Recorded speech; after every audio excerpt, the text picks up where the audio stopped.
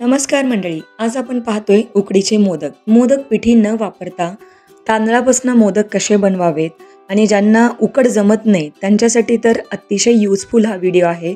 याचबरोबर 21 कळीचा मोदक कसा वळावा, मोदक वळत असताना काय काळजी घ्यावी जेणेकरून तुमच्या कळ्या दुमडणार नाहीत आणि मोदक अतिशय सुरेख तयार होईल. मोदक किती वेळ वाफवा, मोदक केल्यानंतर तो किती वेळ बाहेर टिकतो व्यवस्थित, या सगळ्यांची इन्फॉर्मेशन या व्हिडिओमध्ये दिलेली आहे.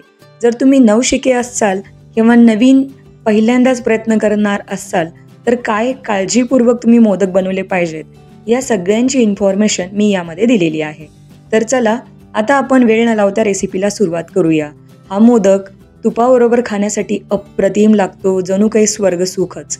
खरंच खूप खूप टेस्टी, अगदी जसे दिसत आहेत जणू प्राजक्ताची फुलंच, तितकाच सुरेख मोदक आहे आणि तितकाच टेस्टी सुद्धा. यामध्ये सारणसुद्धा अतिशय टच मी भरलेला आहे. अर्थातच अगदी सारण भरपूर भरून सुद्धा मोदक छान न फुटता तयार करता येतात. आता सारणासाठी काय केलेलं आहे, पॅनमध्ये 1 ते 2 चमचे आपण तूप गरम केले, त्यामध्ये 2 चमचे खसखस वापरली आहे आणि 1 वाटी नारळाचा खव. आता याचबरोबर पाऊण वाटी आपण गुळाची पावडर वापरली. ऑर्गेनिक गुळाची पावडर आहे आणि बऱ्यापैकी गोड असल्यामुळं मी पाऊण वाटी वापरलेली आहे. जर तुम्हाला मोदक जास्त गोड आवडत असतील तर जेवढा नारळाचा चव किंवा खव असेल तेवढाच तुम्हाला गूळ वापरायचा आहे. गूळ खिसून घेऊ शकता, गूळ चिरून वापरू शकता किंवा गुळाची पावडर वापरली तरी चालेल. पण उकडीच्या मोदकासाठी साखर अजिबात वापरू नये, अन्यथा चव छान येत नाही. यामध्ये इथे आपण काय केलेलं आहे, 1 छोटा चमचा वेलची पूड ॲड केलेली आहे. आता सगळी जिन्नसं व्यवस्थित मिक्स करून घ्या आणि सारण दाटसर होईपर्यंत शिजवून घ्या. आता अजून एक टिप सांगते, या पद्धतीने प्रेस करून बघा. नारळामधनं जर थोडं जरी पाणी बाहेर येत असेल तर समजायचं की अजून सारण थोडंसं शिजवावं लागेल. जर यामध्ये पाणी शिल्लक राहिलं तर मोदक उकडल्यानंतर किंवा वाफवल्यानंतर त्यातनं सारण बाहेर येतं पाण्याच्या स्वरूपात आणि मोदक अगदी स्पॉईल होतो. म्हणून नेहमी सारणामध्ये थोडासा ओलावा कमी झाला की मग सारण काढून ठेवा. त्यानंतर इथे मी आंबेमोहोर तांदूळ घेतलेला आहे, 1 वाटी किंवा 1 पेला. तो साधारणतः 1.5 ते 2 तास भिजत ठेवला होता. आंबेमोहोर तांदळाचा सुवास खूप छान असतो. अगदी सुमधुर आपले सुवासिक मोदक तयार होण्यासाठी मी आंबेमोहोर वापरलाय. तुम्ही इंद्रायणी वापरू शकता. बासमती तुकडा किंवा कॉम्बिनेशनमध्ये आंबेमोहोर, इंद्रायणी आणि बासमती तुकडा समप्रमाणात घेतला तरी चालेल. 1 वाटी तांदूळ भिजून घेतलाय, त्यामध्ये अर्धी वाटी दूध आणि अर्धी वाटी पाणी.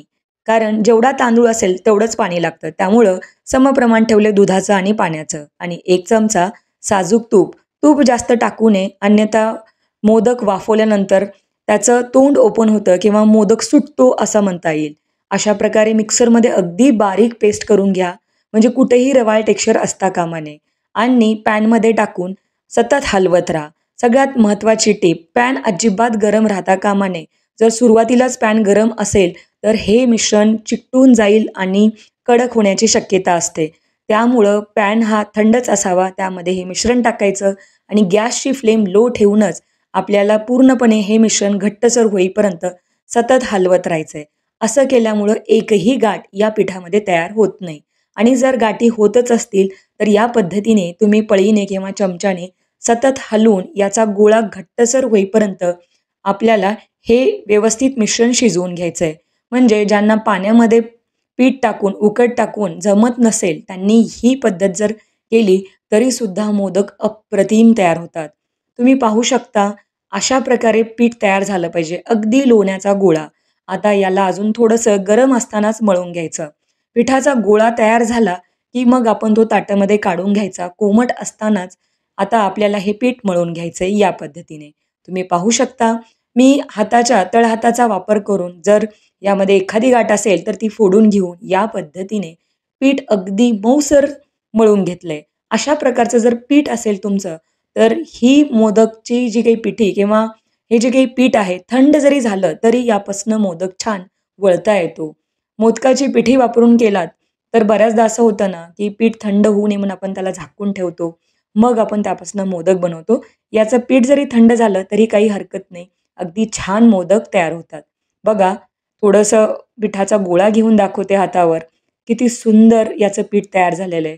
जणू काही लोण्याचा गोळाच दिसतोय ना. अशा प्रकारे आपल्याला पिठाच्या गोळा किंवा लाटी तयार करून घ्यायची आहे. आता मी थोडंसं यावर झाकण ठेवलेलं आहे, जेणेकरून करेपर्यंत अगदीच पीठ सुकू नये म्हणून.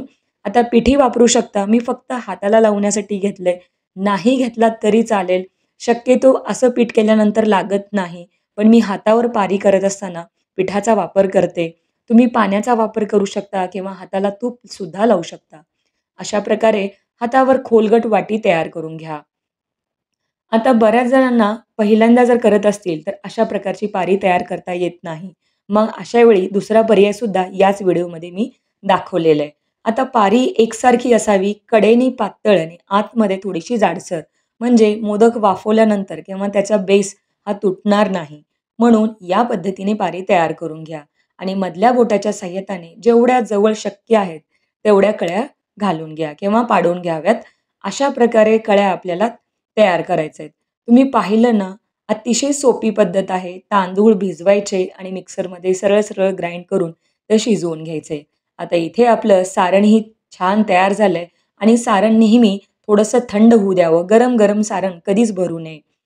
कारण बऱ्याचदा वाफवल्यानंतर त्यातला गूळ वितळतो आणि मग सारण बाहेर येण्याची शक्यता असते. बघा, मोदक हळूवारपणे वळून घ्या आणि मोदक वळत असताना नेहमी एका डायरेक्शननेच हात वळवायचा. आता पुढे मी एक क्लिप जोडलेली आहे, जेणेकरून तुम्हाला छान आयडिया येईल. आता दुसरी पद्धत म्हणजे पुरी मेकर किंवा पुरी प्रेसमध्ये या पद्धतीने लाटी प्रेस करून घेतली आहे. अशा प्रकारचे मोदक पटकन तयार होतात. जर तुम्ही मोदकाच्या ऑर्डर घेत असाल, तर अशा प्रकारचीच लाटी करावी, जेणेकरून मोदक पटकन तयार करता येतो. जर वेळ असेल तर हातावर सुद्धा करू शकता. इथे मी 21 कळ्या घालून घेतलेल्या आहेत. तुम्ही पाहू शकता आणि भरपूर सारण भरायचं. शक्यतो जेवढं सारण जास्त भरता येईल तेवढं भरा. म्हणजे मोदकाला आकारही छान येतो आणि मोदक खाण्यास जास्त टेस्टी होतो. आता तुम्ही पाहू शकता, जर का कळ्या दुबळत असतील तर अशा वेळी वेळोवेळी त्या थोड्याशा टाईट करायच्या आणि अशा प्रकारे मोदक वळून घ्यायचा. वर जी काही मोदकाची शेंडी असते त्यातलं एक्स्ट्राचं पीठ काढून टाकायचं. नाहीतर वर सारण नसल्यामुळं जास्त पीठ लागतं खाण्यास. अशा प्रकारे मोदक अगदी सुरेख तयार झालेलं आहे. आता ताटामध्ये या पद्धतीचा मोदक मी काढून घेणार आहे. आता इथे एक क्लिप जोडली आहे बघा. तुम्हाला कळून येण्यासाठी किंवा व्यवस्थित अंडरस्टँड होण्यासाठी मी एकसारखंच फिरवलेलं आहे. कुठेही मोदक वळत असताना उलटा-सुलटा फिरवायचा नाही. नाहीतर कळ्या या दुमडतात किंवा वेगळ्या डायरेक्शनला जातात. अशा प्रकारे सगळे मोदक बनवून घ्या. एका पेल्यापासनं कमीत कमी 10 ते 12 मोदक तयार होतात आणि जर ग्राममध्ये मोजला तर हा 75 ते 80 ग्रामचा एक मोदक भरतो. आता मोदक करायला थोडासा वेळ लागतो. ते सुकलेले असतात किंवा त्यावर जरी ओला कापड असेल, तरी थंड पाण्यामध्ये बुडवायचा आणि स्टीमरमध्ये या पद्धतीने लावून घ्या. यावर केसरचे मी थोडेसे थ्रेड लावलेले आहेत, जेणेकरून रंग सुरेख येतो आणि फ्लेवरही खूप छान येतो. शक्यतो हळदीचं पान असेल तर वापरा, नाहीतर केळीच्या पानात सुद्धा वाफवता येतात. आता मोदक हाय फ्लेमवर, मीडियम टू हाय फ्लेमवर 12 मिनिटासाठी वाफवून घेतलेले आहेत. तुम्ही पाहू शकता, खूप सुंदर मोदक तयार झालेत. अगदी प्राजक्ताच्या फुलासारखी आपली मोदक तयार आहेत.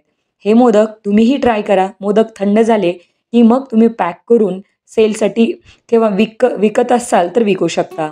आता अशा प्रकारे गरमागरम तूप टाकून या मोदकाचा आस्वाद घ्या. अतिशय मऊ लुसलुशीत उकडीचा मोदक तयार आहे. बघा, कळ्या किती सुंदर आलेल्या आहेत. आता तुम्हीही हे मोदक ट्राय करा आणि तुम्हाला रेसिपी कशी वाटली ते मला नक्की सांगा. खूप सोपी रेसिपी आहे. अगदी सहज कुणालाही हे मोदक जमतील. उकड न काढता उकडीचे मोदक तयार. नक्की आवडली असेल तर लाईक, शेअर